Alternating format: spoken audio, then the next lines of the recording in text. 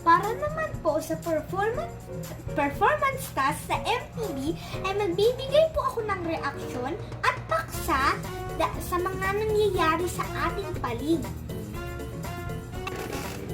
Ang issue number 1, pagkakaroon ng maraming taong nawawalan ng trabaho. Malungkot po ako dahil maraming pamilya ang hindi makakakain dahil sa walang trabaho. Number 2, pagbabawal sa mga residenteng malapit sa ilog na magtayo ng bahay. Ako po ay malungkot dahil sa mga tao na gusto magtayo sa tabi ng ilog.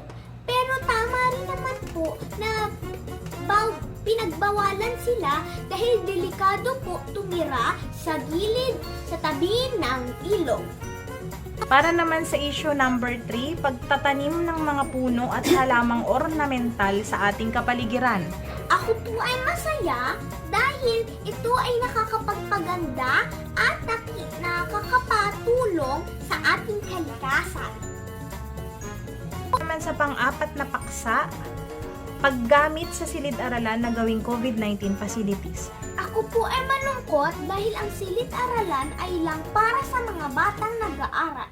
Hindi po ito safe na ipastay dito ang mga taong may COVID-19 dahil ito po ay maaaring kumalat. Para naman sa pang-limang paksa, pagpapatupad ng curfew sa maraming lugar.